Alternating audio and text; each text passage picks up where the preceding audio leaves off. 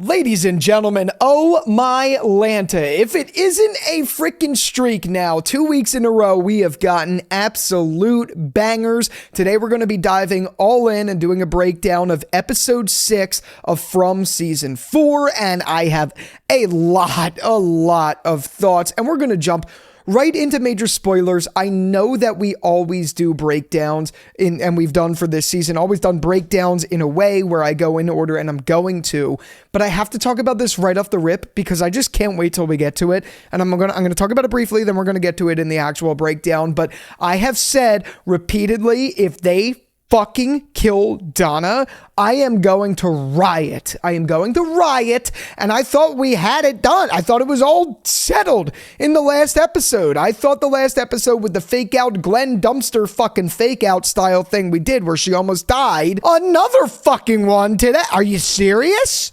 No. Of course not. Are you kidding me? Do you have any idea how difficult it's going to be for me? I'm seeing these episodes like a month or two before it airs at this point, the day I'm watching this. How am I not going to talk about this? Like, what the hell? Are you kidding me? Okay, well, first off, it's great she didn't die. Because if she died, I would have personally wrote a letter to John Griffin. Please don't kill Donna. Please, no one wants to see her die. I did absolutely love what her near-death experience actually, like the reaction it had on the episode itself. So though she didn't die, thank the Lord, I did like what her near-death almost brought to the story. And I also got to remind myself, we are coming up to the final season. We're coming up to it now. So to me, it's like, okay, fine. If our main crew has to go, they have to go. But please don't kill Donna. Okay, so we're actually going to jump into the breakdown now because I don't want to waste too much time. We will talk about it again later. Anyway, this episode picks up immediately where episode 5 left off. And it left off with Jade saying he knows how to get home and how to save the children. But what's interesting is Boyd completely disbelieves Jade again. And he starts by saying, you can't be serious. And Jade says that he's telling him this is the only way. Jade suggests that he wants everyone to go down into the tunnels and find the temple that he saw when he hallucinated it. And Boyd is deeply concerned that doing this will get everyone killed. I mean, he's right. He thinks himself that the children are buried down here, talking about Jade. He thinks the children are buried down there, and Boyd just doesn't want any part of this, and Jade gets mad because Boyd is rejecting it after everything. And it's shocking to me that Boyd would start this episode and reject it. We get a change later, but in this moment, I'm sitting there thinking like, dude, you're the guy who had fucking bugs or whatever crawling under your skin. You're the guy who saw Martin, and then it turned out none of that was real, or at least we think it's real. I don't know. Martin does get mentioned in this episode. Anyway, like, the point I'm making is, of all people that should be believing this, it should be Boyd. Boyd was also the one who suggested that he take mushrooms, even though he wasn't fully on board with it. And now he's like so dismissive of it. I'm glad Jade points that out. I'm very glad he does. Because Boyd then, eventually, after he calms down a little bit, Boyd says to Jade, if Jade is right and the bones are down there, then what? How does finding the bones get him home? And Jade doesn't really know yet, and that doesn't instill any more confidence in Boyd. But Jade brings up that there's been countless examples throughout history of cultures holding onto the remains of the deceased in a great reverence. And he thinks that this town was built on sacrifice. So he suggests that the bones themselves could be the anchor for the spirits of those children, and that's what's keeping them here. And Jade brings up a good point to me that the monsters only come out of the tunnels at night, and they go in there during the day and hide in there to protect that, and insinuating that makes it possible that the one thing that makes the place possible is down there, and they have to protect it. Boyd brings it back to the very part about getting everyone killed, and Jade says, not if we do it right. But Boyd doesn't know what the right version of that plan looks like, so Jade needs Boyd's help figuring that out.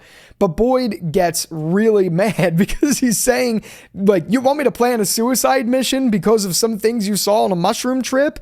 Which again goes back to what I'm saying. It's a little crazy how he doesn't respond to that. Whatever. Anyway, whatever. As Jade's talking it through, he remembers that he saw a door in the basement of Colony House. And he tells Boyd that if it's true that there is a door, he's like, not if it's true that there's a door. Jade realizes he's never been in the basement of Colony House, so he would have no idea what it looks like. But if they go down there and it looks the way that he believes it to look based off of what he recalled from his trip, then that proves something. If he finds the door, it proves something even more. So Jade asks, if we find that door, would you at least consider the possibility that these bones are true? And Boyd says it'd be a start. So then they go there, and it starts where we see Acosta down in the basement flipping through a picture. Well, I don't know what it's called. I want to say kaleidoscope. It's definitely not a freaking kaleidoscope, but it's that like toy thing where you flip through the photos. I don't know. She's down there. And when Jade and Boyd show up, she asks Boyd to explain why those things were fun for her generation. And Boyd says it's because they didn't have phones. And she says it's like social media for the Stone Age. I like this. I'm really glad we're starting to see I guess you could say a turn in Acosta's character, and it's actually directly addressed here. Acosta tells Jade that Boyd is keeping her busy down there because if he doesn't, she's going to kill herself. But I'm glad we are seeing this development. I said this in my last review. I'm very glad we're seeing this because I think there has to be a reason they brought Acosta into this story, and it's not just to be like I don't know if I want to say the words unlikable, but a more defiant sort of figure like a Randall. I really genuinely believe that she is there because there is a mirror there with Abby and that she's meant to do something good and move the story forward. I refuse with every bit of me to believe that it's any other way. So I'm glad we're starting to see more development, I guess you could say, with her character, or more conversations with her character where we could at least start to get on her side. Because I feel like for a while, they were building her character up to not really be liked by the audience with the way she was portrayed. But the thing is, she's right 100% of the time. Like, she's been right. We said this when I was on the Scarlet Fever roundtable. We were saying we'd all probably be Acostas coming into town. We'd all be just like her. And no one would want to believe this. No one would want to believe the people. It's very plausible and very believable. But obviously in the eyes of us as the audience, it's just not that way. And I'm glad they're pinpointing it where I feel like they're bringing her story somewhere. Because I think Samantha Brown absolutely kills it in this role. And I do think this role is great. And I'm glad to see it starting to turn in that direction. Went on a long tangent to basically say they go down there. Jade realizes that this town this basement is exactly like what he remembers. So he goes over to the wall where he sees all the pilings up just like he did in his trip. And as he starts to take it down, there's no door there. It's just a wall. And obviously this comes back around later in the episode and is one of the biggest reveals of From to date, but we'll get there. You know, this is a breakdown. We're just not there right now. The one thing I did find funny about this is Acosta asks like, what's going on? And Jade says that he's looking for a secret door that he saw when he was on mushrooms he found in the forest. And Acosta's like, people have weird conversations here because it's true. Who the fuck says that? Like, who the fuck says that? I don't know. I think it's funny. And I think it's like, it's funny in like a campy way where even she's pointing out the like idiocracy of that. Like, why the fuck would someone say that? I love that stuff. I think that's really funny. But anyway, Jade begins to panic because the door's not there. And yeah, I promise you, we're going to get to that. After this scene, the opening credits roll. And then we pick back up immediately after with Jade drinking water in the Colony House. And Jade thinks that the door could be a metaphor, and Boyd replies saying that maybe the bones themselves are a metaphor, but Jade insists that that isn't true. He explains to Boyd that he understands that he has doubts, and if the situation was reversed, he'd have doubts too.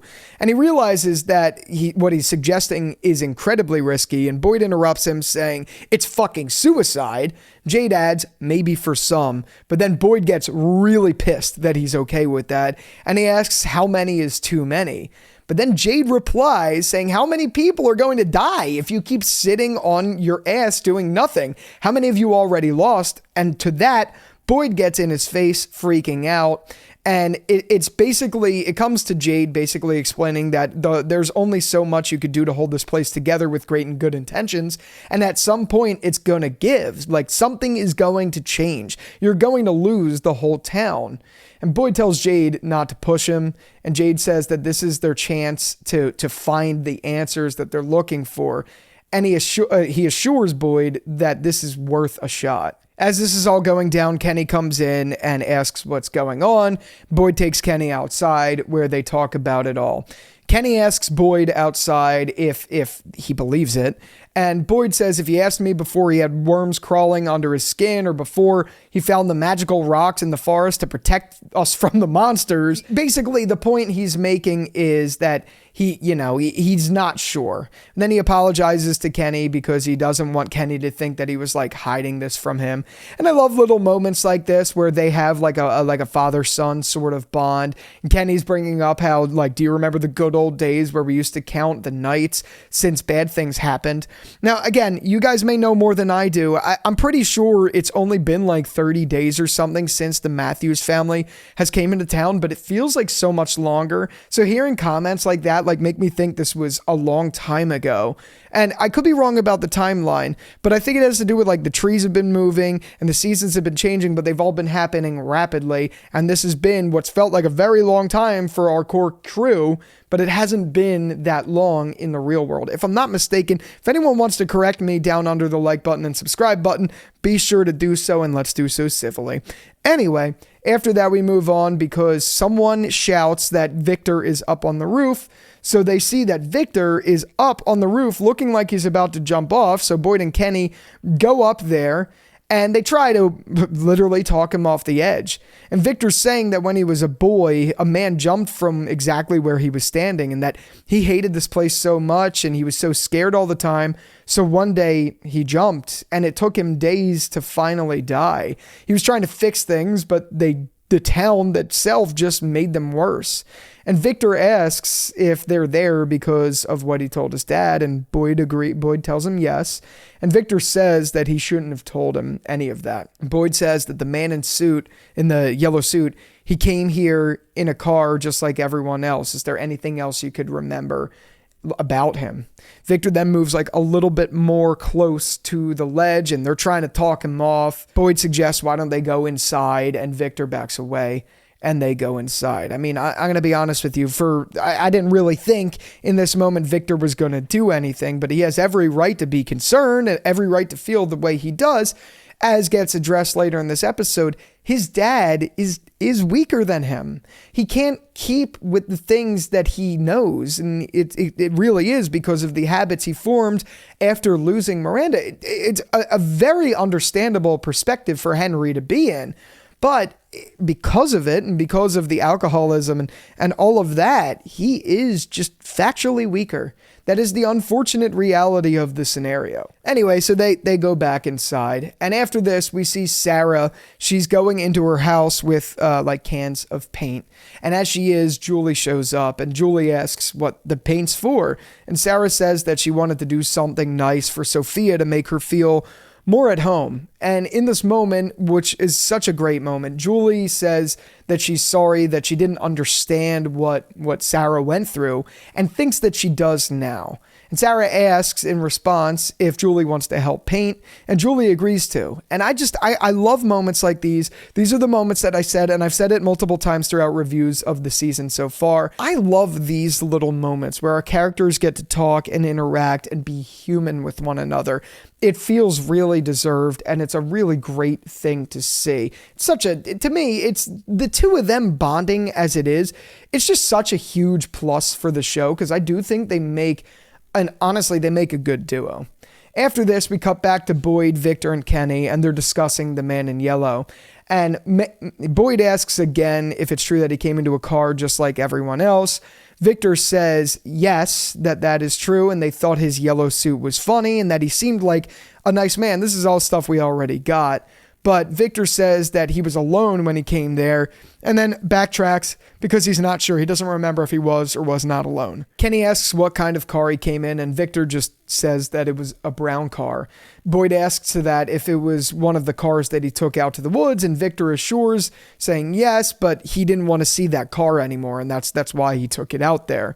So Boyd asks to go out there with him to show the car to them. Boyd assures Victor that he's not going to do anything he doesn't want to do, but they just want to get as much information as he can because they need to find out if the man in yellow is something that they have to worry about. It's fucking obvious they have to worry about it. I mean, they wouldn't just find the suit for no freaking reason. Whatever. Anyway, he's just trying to keep everyone safe. That's just his thing. And as he's saying this, Donna knocks on the door and says that they need to go down to the shed.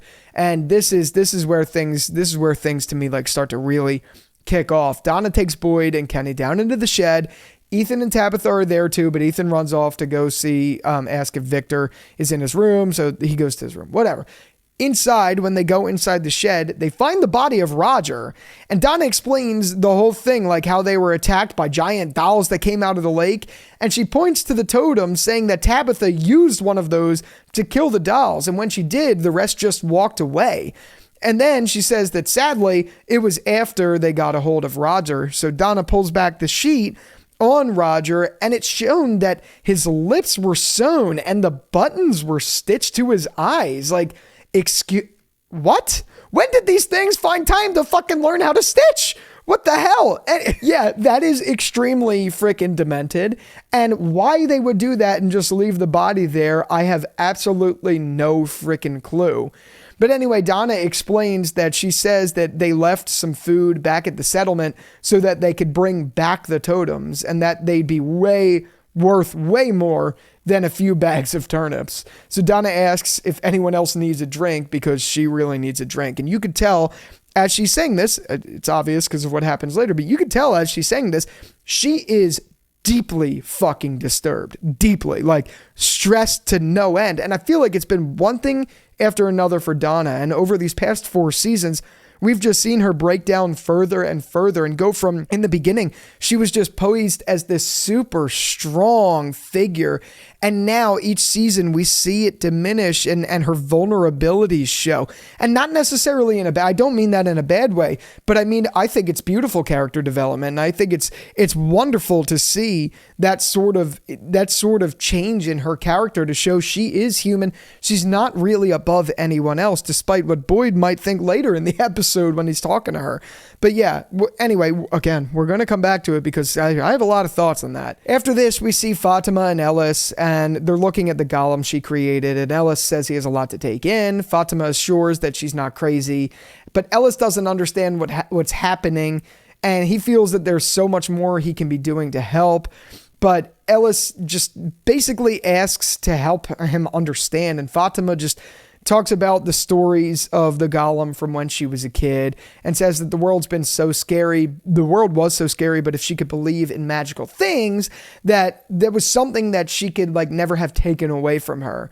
And she just basically tells Kenny that she needs those sort of magical things to take her mind off of the fear. So that was that. Afterwards, we see Ethan showing up in Victor's room as he's drawing the man in yellow's car, and Ethan asks what he's doing, and Victor says he's trying to remember some bad stuff, and Ethan asks if that refers to the suit that they had found in the forest. Victor says yes, and that it does, and Ethan asks why he got so scared, like why he went pee-pee pants city all over the place. Victor doesn't want to tell him because he already told his dad, and his dad got so upset and couldn't handle it. And Ethan says he won't tell him then what happened at the settlement if he doesn't tell him about the yellow suit. He doesn't like say anything back to that, Victor, but then Ethan just asks if he could sit down and draw, so they start drawing together. And then even though he says he's not gonna, Ethan just explains that there were monsters that came from the lake, and he explains that it were giant dolls, and Victor was just shocked by this, which is interesting. And Ethan says that his mom killed one. And Victor, I think this is a really interesting part and it goes along to the point I'm making. Victor is explaining that Tabitha is pretty tough and says that his mom is pretty tough too, and that she always smiled even if she was scared because she knew that if she stopped smiling, him and Eloise would be really terrified by that. And then Victor goes on to say that he doesn't think his dad is that strong. And I think two things here. Tabitha is Miranda, and we know that Victor doesn't know this yet. So I'm very interested to see how Victor himself responds to this. If he goes further into like a freaking fetal position style thing, or if he like, you know, gets excited about that because he's realizing that he's still like his mom's still there, all that stuff. I don't know. I'm really interested to see where it goes. But I'm also really interested at his second response saying that he doesn't think his dad is that strong. And I think that's been the biggest arc for Victor this season. I've mentioned it in the past, but Victor is becoming more of the father figure than the kid now. And it's so interesting to see, and it's such great. I think of all the arcs of this show, his is the strongest just for that reason alone. Watching him go on this transition from him being very childlike, very creepy in the eyes of Son, to Ethan coming in and seeing Ethan for like almost like a mirror to who he was. I love his development. I absolutely love it. And this just goes even further into that for me. After this, we see Sophia going into the post office where Henry is looking at the man in yellow suit. She goes inside and asks if Henry has seen Boyd, and she says, "Your name is Henry, right? You look troubled, Henry. You frickin' devil, you frickin' sussy baka. Of course you look frickin' troubled. You ate his fucking wife. Excuse me."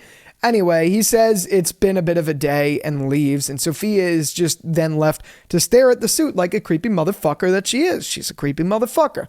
Anyway, after this, we see Henry go to the bar. He's about to have a drink, and then Sophia walks in. Henry's clearly bothered by it, but then he offers her to like sit with them, and they have a drink. Henry asks, like, I'm pretty sure Henry asks how old she is, and then Sophia's like, old enough to have buried my father or whatever. Anyway, they cheers to the human spirit, and Sophia, the fucking devil, is now locked in a room with Henry. And at the time of me seeing this scene, I was pooping a little bit because I thought Henry was going to die right then and there. We didn't get that. We get something I think even more interesting, because now Henry, like, I don't know what this, to me, this could mean. Like, what if like Henry now becomes like a man in yellow? I don't know. That just, I don't know, something about that. It just got to me, freaked me out. Holy shit. I can't wait. I can't wait. We'll talk more about it as it goes, because we get more of that development there. But it's very interesting to me. Anyway, after this, we cut back to Donna, Boyd, Tabitha, and Kenny, and they're all in Donna's room, and this is when shit hits the fan. So Boyd's having a very hard time coming to terms with what Donna had explained earlier about the dolls, and Tabitha explains that they were her dolls. And she says exactly that they were her dolls from when she was a little girl. The man who took them from me, she says, was afraid of them, and he says that it gave him nightmares, so he threw them in the lake. But when the man died, somehow they came back to life. The only thing I don't understand about this, and I don't know if this was addressed earlier, I have to go back. When I'm doing these breakdowns, I'm just giving a reaction, so I don't have everything in my head. But the one thing I'm not following with this, and I don't understand, is when Tabitha's referring to things like this, is she referring to a dream or a memory? Because if she's referring to a memory, how is that a fear with the... do you know what I mean? I'm not really following. It sounds more like a dream than anything, but she didn't explicitly say that. At least from what I had mentioned, she didn't specifically say that at all in this episode or even episode 5, that it was a dream. She just said that the man took him and threw him, and then when he died, his dreams became part of the... What does that mean? What does that mean? How did she know that? How does she know that? Did I miss this? Let me know in the comments if I did, because I'm very confused by that. But anyway, Kenny interjects saying that your fears become part of the forest. And I think I mixed this up just a little bit ago. But basically what Tabitha was saying is that after the man died, somehow they came to life. I think I messed that up and said that they became part of the forest. Whatever. The point I'm making is I still don't understand that. But anyway, Kenny interjects with saying that the nightmares become part of the forest. He explains to that when the cicadas were all over the town, Sarah told him that Nathan had always been terrified of them. And she thought that maybe the people who died here, that their fears, their nightmares become part of the forest. And Tabitha says that she thinks he was right. And Donna frustratingly just gets up, says, God damn it, how the hell are we going to tell people? How are we going to tell them that not only do they have to worry about those smiling pieces of shit that come out at night, but that we now have to worry about literal fucking nightmares that we can't even protect them from? How much more can people take before they... And then as she's like going off saying this, Boyd interjects, telling Donna to take a seat, but Donna's all frantic, and she runs out saying that she needs to splash some water on her face.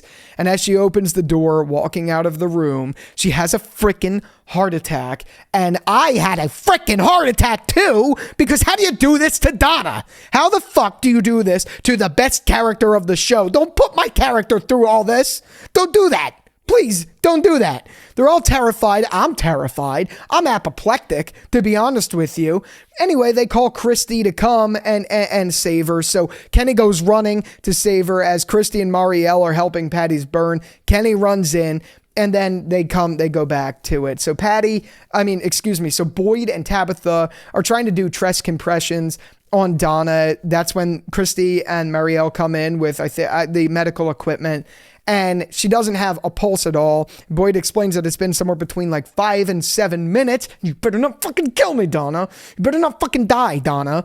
Anyway, she's using the shock thing. I don't know what it's called, where you go, clear. Guys, I'm not a fucking scholar. That's not who I am. Tell me, I don't know what that. Anyway, she's using the shock thing. I want to say EKG. I don't think it's an EKG. I don't know what the machine is. Anyway, Donna is not responding to this by any means.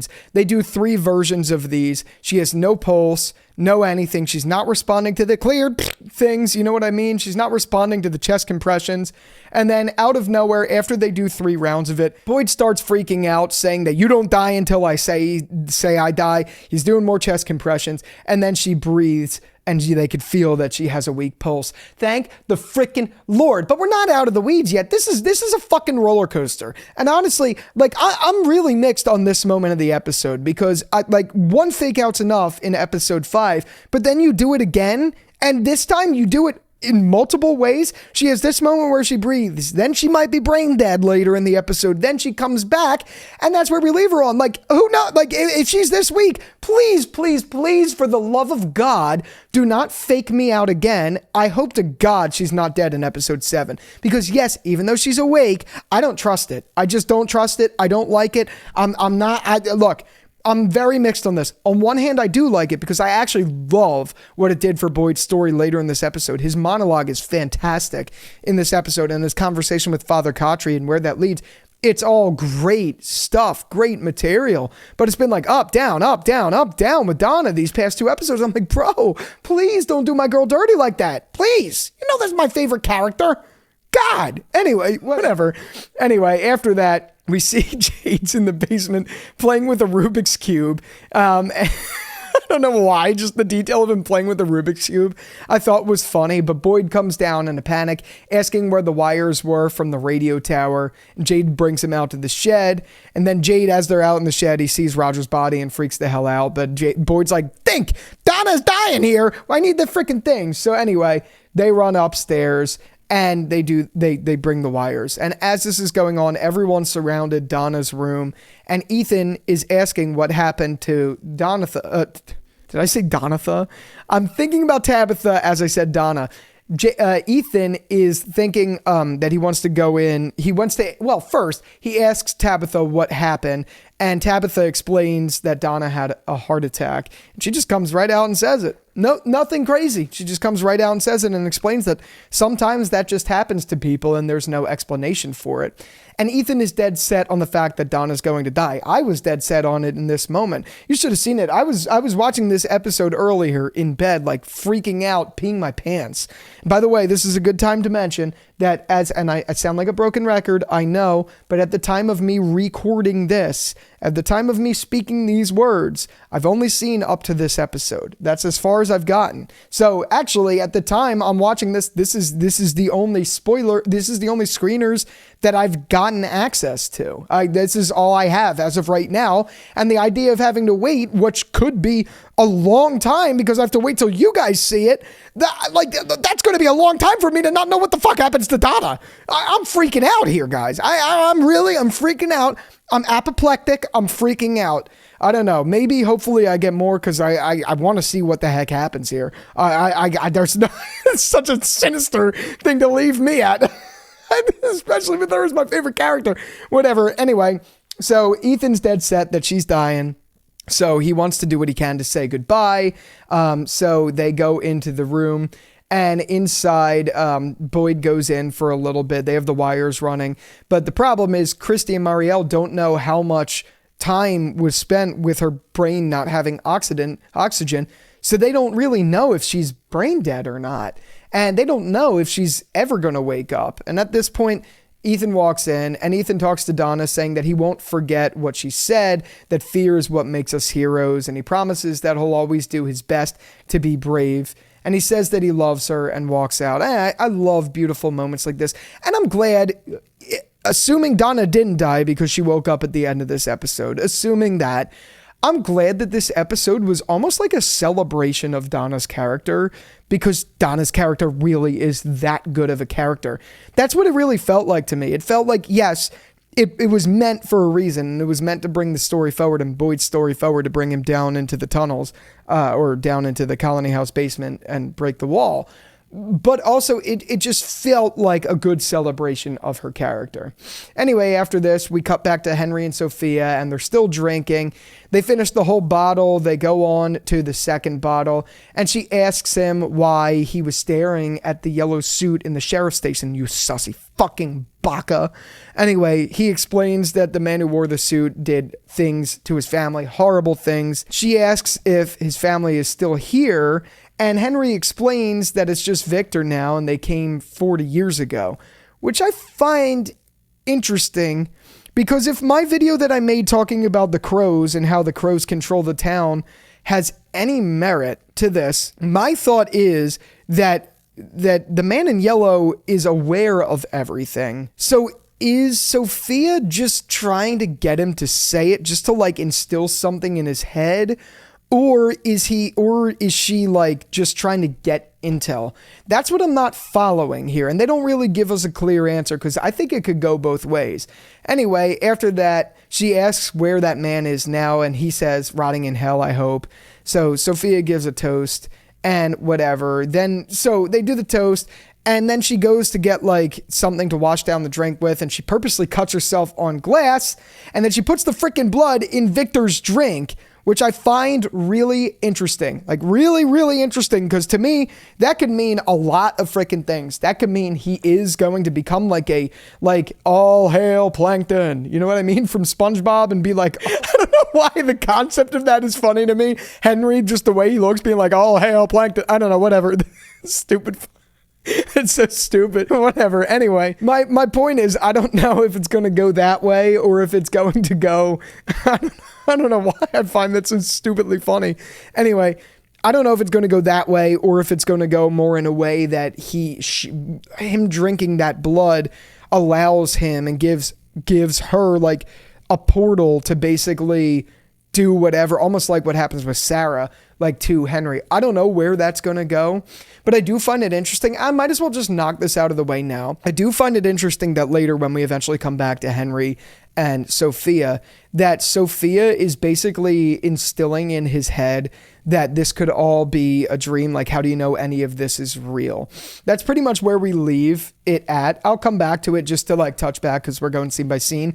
But I do find it interesting because if it's not the all hail plankton like sort of approach and they're not going that sort of direction with this, then to me, it's like maybe she's doing this to instill doubt in him and like get him to believe something. But I don't know why you'd have to drink the blood to do that. Anyway, whatever. After this, we see Botka for a second. Botka's coming back from the diner with a thing of food and Randall's outside and Randall offers to help. Then I guess they go to Colony House. After this, we see Julie and Sarah, and they're starting to paint Sophia's room. And Julie asks, I love moments like this, like I said earlier. Julie asks what Sarah misses the most from the real world. And Sarah says that she misses candy, specifically candies like gummy bears, things like that.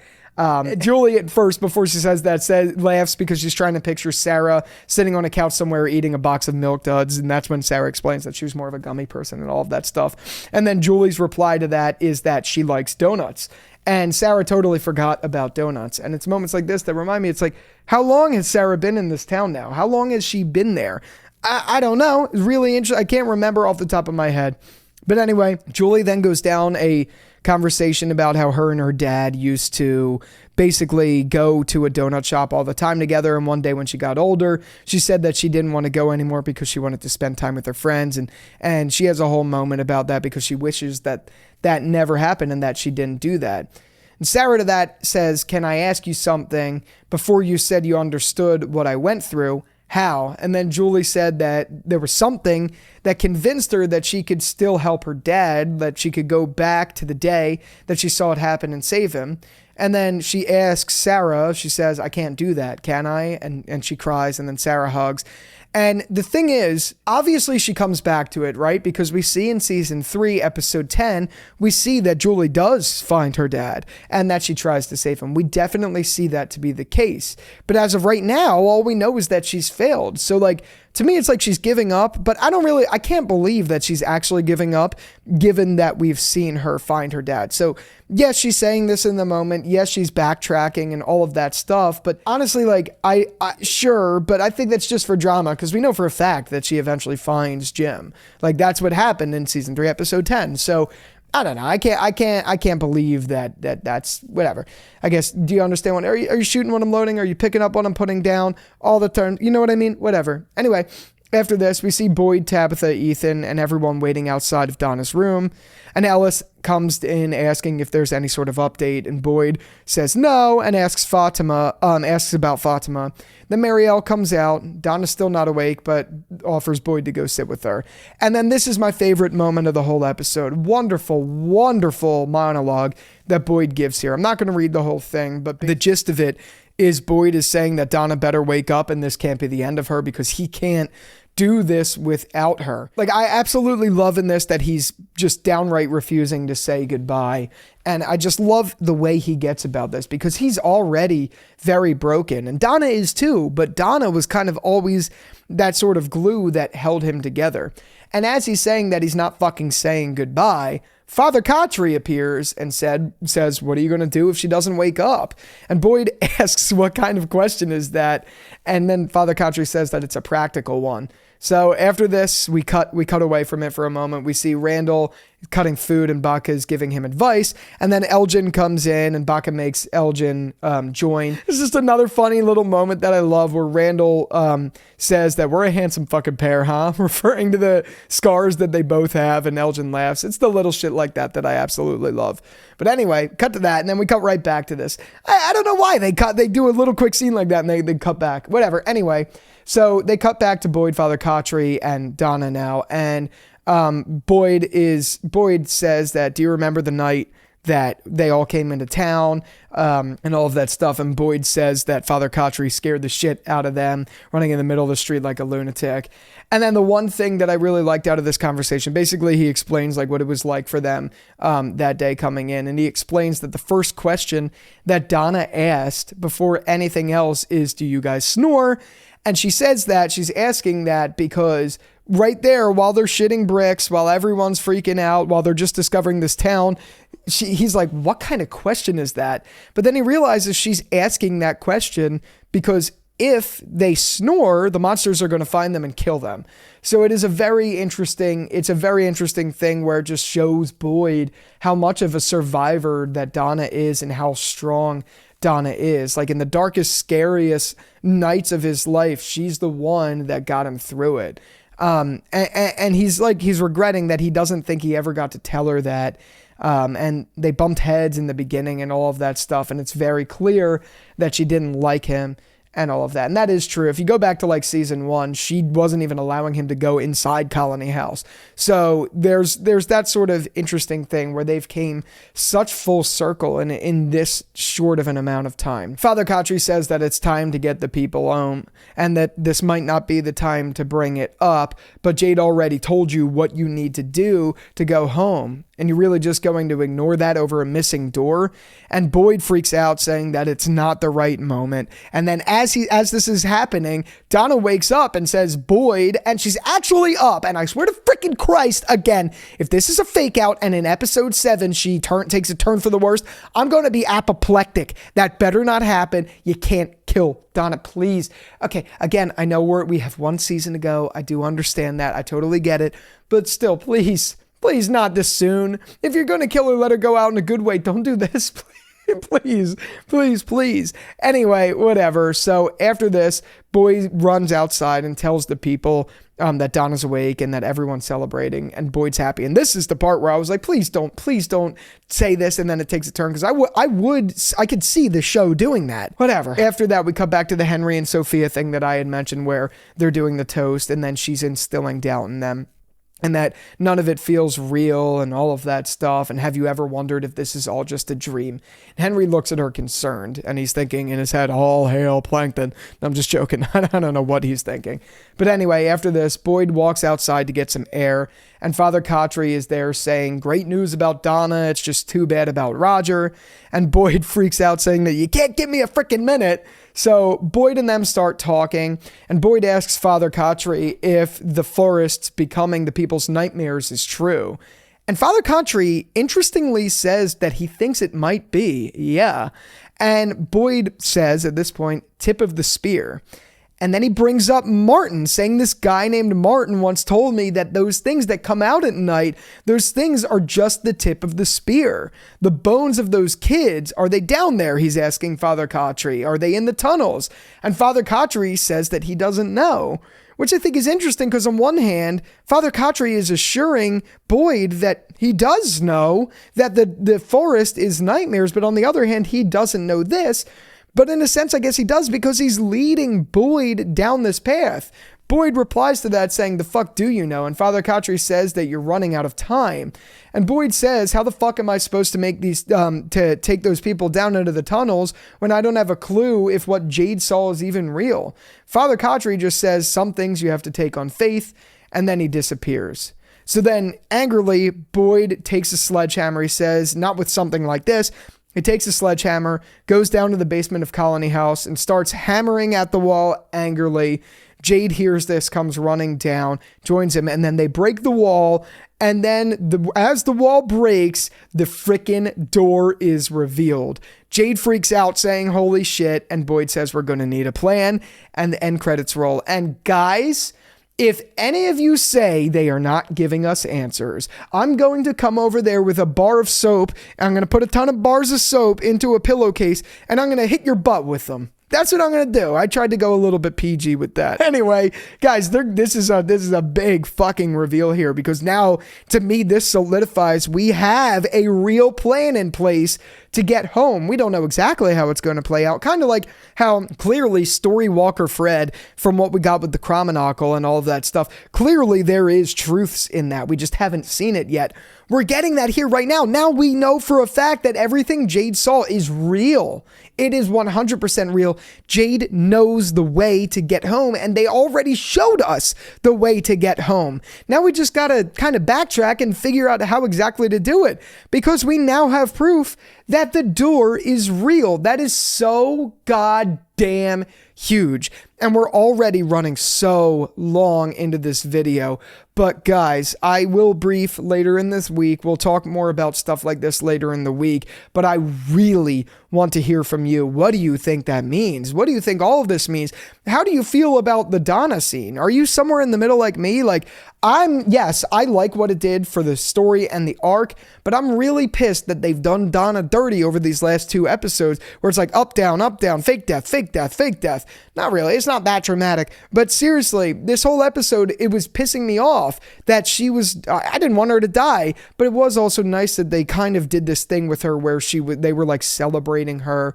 And also they did this thing where it brought Boyd's story forward and they got him to reveal that the door was there. It was all intentional. And I think this town does this. Whatever, like, yes, there's evil entities, but I also think there's good entities. And whatever those good entities are, they were the ones allowing them to do this. Either way, I definitely want to hear all your thoughts down in the comments below. But with all that out of the way, thank you again so much for watching this video. And until the next one, I'll talk to you later.